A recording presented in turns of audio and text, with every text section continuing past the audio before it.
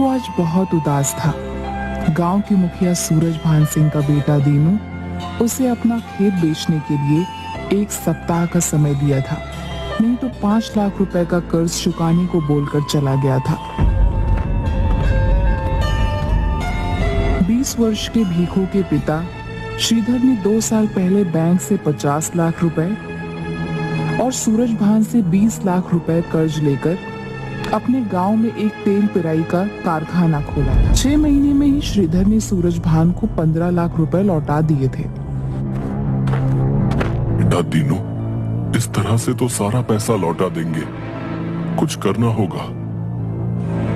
एक दिन उन दोनों ने मिलकर रातों रात पूरे तेल कारखाना में आग लगा दी। जब फैक्ट्री बिल्कुल खाक हो गई तब खुद ही चिल्लाने लगी, अरे आग लग गई, आग! अरे श्रीधर, भीखू, देखो तो फैक्ट्री में आग लग गई। हे भगवान, मैं तबाह हो गया, बर्बाद हो गया, मेरी जीवन की अंतिम पूंजी चली गई। सुर जा मेरे भाई, अब क्या होगा, सब खत्म हो गया। मत रो श्रीधर, हिम्मत से काम ले। हिम्मत? अब हिम्मत इस उम्र में कहाँ से लाऊं भाई? राधा जवान बेटी घर में पड़ी है। अभी परसों ही मैं उसके ब्याह की बात नदी के पार वैद्य शंकर मिश्रा के बेटे डॉक्टर दीपक से करके आया हूँ। अब उसके हाथ कैसे पीले होंगे भाई। सब ठीक हो जाएगा भाई, ऊपर वाले पर भरोसा रखो। अब कुछ ठीक नहीं हो सकता। ये मेरे जीवन की आखिरी पूंजी थी जिस पर मैंने तुमसे और बैंक से 50 लाख रुपया लोन लेकर जुआ खेला था। कुछ ठीक चल रहा था। अगर इसी तरह चलता तो मैं 2 साल में सब ठीक कर देता, लेकिन भगवान को शायद मेरी खुशी मंजूर नहीं थी। जब फैक्ट्री में आग लगी उस समय भीखू शहर में ग्रेजुएशन की पढ़ाई कर रहा था। खबर सुनते ही भीखू दूसरे दिन ही ट्रेन का टिकट लेकर गांव पहुंचा।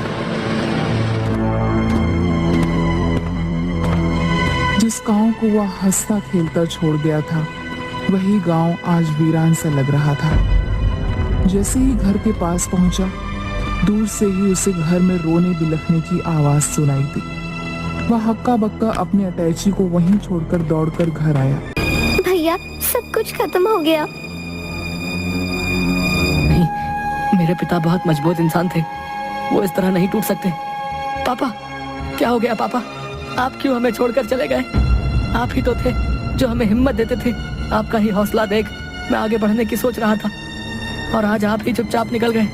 चुप हो जा बेटा, मत रो। अब परिवार की सारी जिम्मेदारी तुम पर ही है। जवान बहन राधा और बूढ़ी माँ देवकी, इन सभी को तुम्हें ही देखना है। अगर तुम इस तरह रोओगे तो फिर इन लोगों को ढांढस कौन देगा?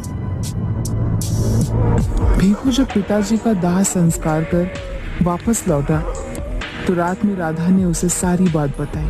पिताजी फैक्ट्री के जल जाने की वजह से बुरी तरह टूट चुके थे, यहाँ तक कि उन्होंने खाना भी छोड़ दिया था। बहुत देर तक सूरज भान चाचा और पिताजी फैक्ट्री के पास बातें कर रहे थे। वहाँ से आने के बाद वो बेड पर लेट गए, लेकिन उन्हें नींद नहीं आ रही थी। लगातार करवटें बदलकर वो कुछ सोचे जा रहे थे। लगभग 3 बजे मम्मी की नींद लग गई, लेकिन कुछ ही देर बाद मम्मी को एहसास हुआ कि पिताजी वहाँ नहीं है। मम्मी और मैं उन्हें खोजते खोजते जब फैक्ट्री के पास गए तो देखा कि फैक्ट्री की सीलिंग फैन से वो लटके हुए थे।